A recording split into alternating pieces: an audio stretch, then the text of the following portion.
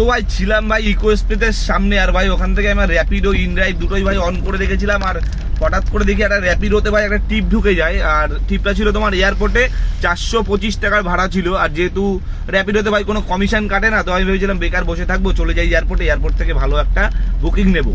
তো ভাই আমি সেই অনুযায়ী কাস্টমারের পিক আপ লোকেশনের দিকে যাচ্ছিলাম, মোটামুটি 700-800 মিটার মতো বাকি ছিল যেতে। তখন ভাই ইনড্রাইভে ভাই একটা টিপ ঢোকে ভাই, যথেষ্ট ভালো।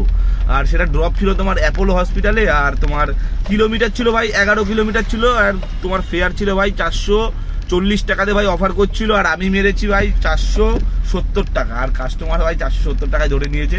আমি ভাই র্যাপিডোর বুকিংটা ক্যান্সেল করে দিয়েছি, কারণ র্যাপিডো আমাকে অনেকবার ঝুলিয়েছে এরকম, ঠিক আছে, ভাড়া বেশি দেখিয়ে কম ফেয়ার দেয়। এই কদিন আগে একটা আমি ড্রপ করেছিলাম তোমার কলকাতা স্টেশনে ভাই, তোমার ফেয়ার আমাকে দেখিয়েছিল 300 না সরি 230 টাকা কি 35 টাকা দেখিয়েছিল 3 কিলোমিটারে ভাই। যখন ড্রপ করি আমি কাস্টমারকে তখন দেখায় 140 টাকা।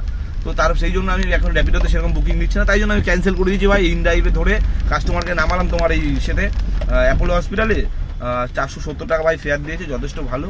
তো দেখছি এরপরে কি ট্রিপ পাই, তোমাদের পুরো আপডেট দিচ্ছি। বললাম না বৃষ্টি হলে ভাই ভাড়া বাড়বে, বৃষ্টি হলে ভাই ভাড়া বাড়বে।